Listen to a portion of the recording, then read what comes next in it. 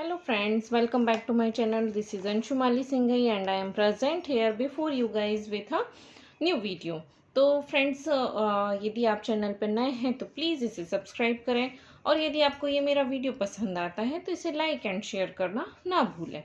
Friends आज का मेरा ये वीडियो रहेगा सोशल साइंस का जो फर्स्ट चैप्टर है द अर्थ आवर होम, उसके ऊपर से मैं इस वीडियो में इस चैप्टर का ट्रांसलेशन करूँगी। आई होप कि आपको ये हेल्पफुल रहेगा और पसंद आएगा। ओके, तो let's start. Have you ever wonder that the universe is created by whom? इसका मतलब ये है कि क्या आपने कभी सोचा है कि ब्रह्मांड का, यूनिवर्स का निर्माण किसने किया था? Okay, and where in the universe are we? और ब्रह्मांड में हम कहाँ हैं? ओके, नेक्स्ट है solar system. Look at the figure given on the next page. मतलब जो नेक्स्ट पेज में हमें जो फिगर दिया हुआ है सोलर सिस्टम का वो देखेंगे, उससे हमें क्या पता चलेगा? The sun and 8 planets that revolve around it from our solar system. मतलब कि जो सन और जो 8 प्लैनेट्स हैं, तो जो अराउंड इट मतलब सन के अराउंड चारों ओर, सन के चारों ओर जो 8 प्लैनेट्स हैं वो चक्कर लगाते हैं। कहाँ? हमारे सोलर सिस्टम में। Okay, the earth on which we live is one of the planets. और उन प्लैनेट्स में से जो अर्थ है वो एक ऐसा प्लैनेट है जहाँ हम रहते हैं। Okay, other 7 planets are Mercury, Venus, Mars, Jupiter, Saturn, Uranus and Neptune. इसके अलावा अर्थ के अलावा जो 7 प्लैनेट्स बचते हैं उनके यहाँ पर नाम दिए हुए हैं। Okay, Jupiter is the largest planet. Jupiter क्या है?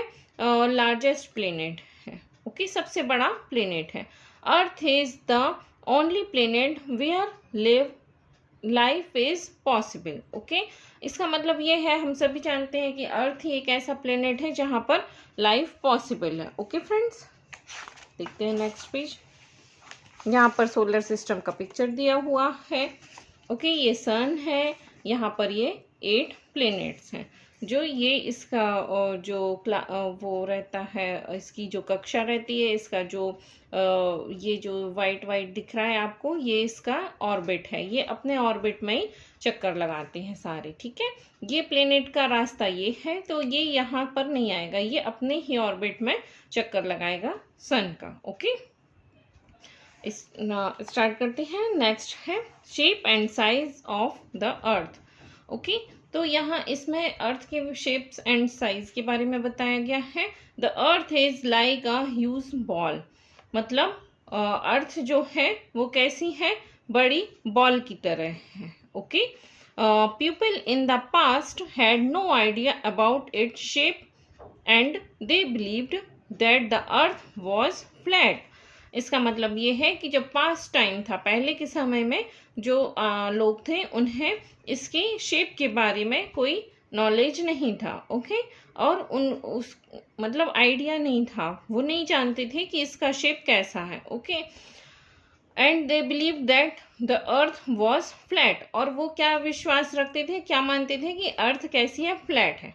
But it is not so. But earth वैसी नहीं है। ओके, नेक्स्ट पैराग्राफ है। इन 1519 Ferdinand Magellan a Portuguese sailor started a long journey from Spain with 5 ships and many sailors। मतलब 1959 में जो Ferdinand Magellan नाम के एक पोर्टुगीज सेलर थे, मतलब जो पुर्तगाली नाविक थे, उन्होंने क्या किया कि अपनी जर्नी स्टार्ट की। कहाँ से स्टार्ट की? From Spain. स्पेन से उन्होंने अपनी जर्नी स्टार्ट की। किसके साथ? With 5 ships and many sellers. मतलब 5 शिप्स थे उनके साथ, और मतलब बहुत बड़े बड़े जो शिप्स रहते हैं वो थे, एंड मैनी सेलर्स थे, बहुत से नाविक थे। ठीक है, they kept on sailing toward the west. मतलब वे क्या हुआ? वेस्ट की साइड उन्होंने अपनी जर्नी स्टार्ट की। Okay, after a tough journey of the 3 years, the ship return to the place in Spain from where they had started. मतलब जो एक बहुत टफ जर्नी थी, मतलब उनका जो कठिन यात्रा थी उसमें उन्हें बहुत परेशानियां हुई होंगी।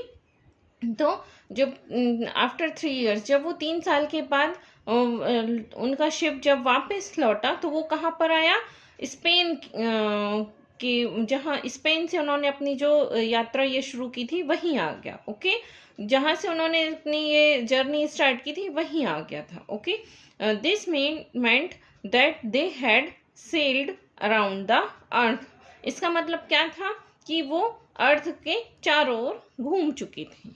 ओके, नेक्स्ट पेज देखते हैं। The journey showed that the earth had no edges. Okay, इसका मतलब क्या हुआ, मतलब दिस जर्नी शोड, ये या इस जर्नी से क्या पता चलता है कि the earth had no edges, मतलब अर्थ का कोई भी किनारा नहीं है। Okay, it is round like a ball, मतलब ये एक बॉल की तरह गोल है। ओके,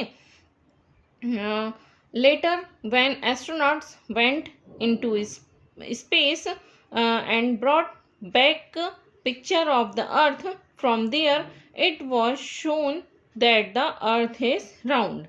ओके, उसके बाद ओके फ्रेंड्स, उसके बाद क्या हुआ कि जब एस्ट्रोनॉट्स स्पेस में गए तब उन्होंने स्पेस से जो अर्थ की पिक्चर ली तो उससे मालूम चलता था कि अर्थ कैसी है, गोल है। Okay, but earth is not completely round, मतलब कि अभी ये तो हो गया कि अब ये गोल है, पर जो अर्थ है वो कंप्लीटली गोल नहीं है। ओके, बॉल की तरह नहीं है। It is slightly flatten at the top and the bottom. इसका मतलब क्या हुआ कि जो अपना अर्थ है वो ऊपर और नीचे से कैसा है, फ्लैट है। It bulges in the middle, और बल्जेस मीन्स उभरी हुई है, कैसे, कहाँ से, मिडिल में। ओके, तो जब आप पिक्चर अर्थ का देखते हैं तो आप समझ जाएंगे, यहाँ से ये देखने में तो गोल है बट यहाँ से ये फ्लैट है और ये उभार है यहाँ बीच में उसमें। ठीक है ना। नेक्स्ट है अर्थ सरफेस। अब यहाँ पर जो अर्थ का सरफेस है उसके बारे में बतलाया गया है। The surface of the earth is covered with land and water. मतलब क्या है, जो अर्थ का जो सरफेस है, मतलब सरफेस मीन सतह, वो कैसी है, कवर्ड, किससे कवर्ड है, मतलब ढकी हुई है, लैंड एंड वाटर से। Okay, about 71% of the earth surface is water. Earth का जो सरफेस है वहाँ 71% क्या है, वाटर है। Water is found in oceans, seas, rivers, lakes etcetera. Okay, तो मतलब जो वाटर है वो कहाँ कहाँ है, ओशियंस में, मतलब महासागरों में, सीज मतलब समुद्र में, रिवर्स मतलब नदियों में, लेक्स मीन्स झीलों में। Okay, the remaining 29% is land. इसका मतलब क्या है, जो बचा हुआ 29% है वो क्या है, लैंड, मतलब अपना भूमि है। The land portion has mountain, valleys, plateaus, plains, forest and desert. मतलब जो लैंड है वो किस रूप में है, माउंटेन्स के रूप में, वैलीज के रूप में, ओके, पर्वत, घाटियां, पठार, प्लेन्स मतलब समतल, फॉरेस्ट मतलब जंगल, और डेजर्ट मीन्स रेगिस्तान। तो इस तरह से इन रूपों में ये भूमि यहाँ पर है। ओके फ्रेंड्स, इसके बाद हम देखते हैं next page. The layer of air which surrounds the earth is called the atmosphere। इसका मतलब क्या है कि जो अर्थ का लेयर है, ओके, वो which surrounds the earth, जो अर्थ के आसपास पाया जाता है उसको हम क्या कहते हैं, एटमॉस्फियर कहते हैं। ओके, इसके बाद है it is made up a number of gases. जो एटमॉस्फियर है वो कैसे बना हुआ है, बहुत सी गैसें मिली हुई हैं अलग अलग नंबर्स में, मतलब अलग अलग मात्राओं में गैसों से बना हुआ है क्या, एटमॉस्फियर। ओके, इसके बाद है all human beings, animals and plants need air to live, मतलब जो सभी मनुष्य हैं, ह्यूमन बीइंग्स हैं, जो जीवित जीव और पशु पक्षी हैं और जो ह्यूमन बीइंग्स हैं, उनके लिए किसकी ज़रूरत होती है? एयर की, टू लिव, जिंदा रहने के लिए। ओके फ्रेंड्स, इसके बाद है sky and horizon. The earth's atmosphere extend upwards for about 10,000 kilometre. इसका मतलब क्या है कि अर्थ का जो एटमॉस्फेयर है वो कहाँ तक फैला हुआ है? ऊपर की ओर 10,000 किलोमीटर तक। Okay, it looks like an inverted blue coloured ball, और ये कैसा दिखता है? ब्लू कलर की बॉल की तरह दिखता है। क्या? Atmosphere. There is what we call the this is what we call the sky. इसको जो ब्लू ब्लू हमें दिखता है, इसको हम क्या कहते हैं? Sky. The sky has no colour. जो रियलिटी है उसमें स्काई का कोई कलर नहीं है। It has dust particles and water. यहाँ हमारे एटमॉस्फेयर में क्या है? डस्ट पार्टिकल्स मीन्स धूल के छोटे छोटे कण हैं, और क्या है? वाटर मीन्स पानी है। These particles scatter the light of the sun in such a way that the sky looks blue. तो जो ये जो इसमें जो सन की लाइट पड़ती है, किस में? डस्ट पार्टिकल्स और वाटर में। तो ये क्या करते हैं कि जो लाइट्स को फैलाते हैं, है ना, जो रोशनी फैलाते हैं, वो कैसी होती है? वो ब्लू कलर की होती है। ठीक है, इसलिए हमें जो स्काई है वो ब्लू कलर का दिखता है। ओके फ्रेंड्स, नेक्स्ट पेज है।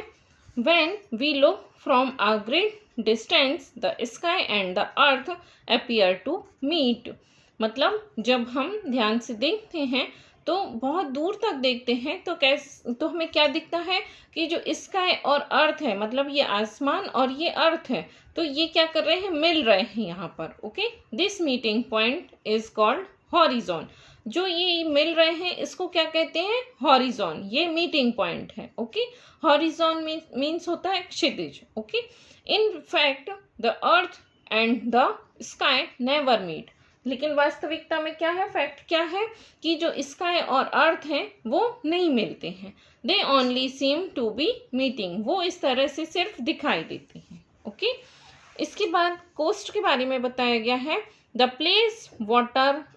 Place where land and sea meet, मतलब एक ऐसी जगह जहाँ पर पानी और समुद्र है जो वो और लैंड यहाँ पर जब मिलते हैं तो उसको कोस्ट बोलते हैं। कोस्ट मीन्स होता है फ्रेंड्स तटीय area. Okay, called coast.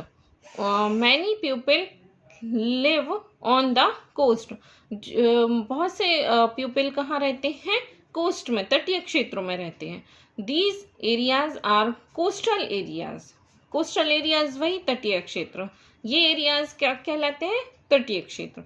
If we stand on the coast and look towards the sea, we notice that the water surface and sky appear to meet at distant point. इसका मतलब यह है कि जब हम कोस्टल एरिया में खड़े होंगे, ओके, और वहाँ से बहुत दूर देखेंगे तो हम क्या नोटिस करेंगे? कि जो पानी की सतह है और जो स्काई है वो क्या हो रहे हैं? मिल रहे हैं। Okay, in fact the water surface and sky never meet. But again fact क्या है? कि वाटर सरफेस जो जलीय सतह है और जो स्काई है वो कभी नहीं मिलते हैं। ओके फ्रेंड्स, तो ये था आज का मेरा चैप्टर का ट्रांसलेशन। आई होप कि आपको ये पसंद आया होगा। यदि आपको ये पसंद आता है तो प्लीज़ इसे लाइक एंड शेयर करना ना भूलें, और यदि आप चैनल पर नए हैं तो प्लीज़ इसे सब्सक्राइब कर लें। ओके, तो मिलते हैं एक नए वीडियो के साथ। Bye bye, have a nice day.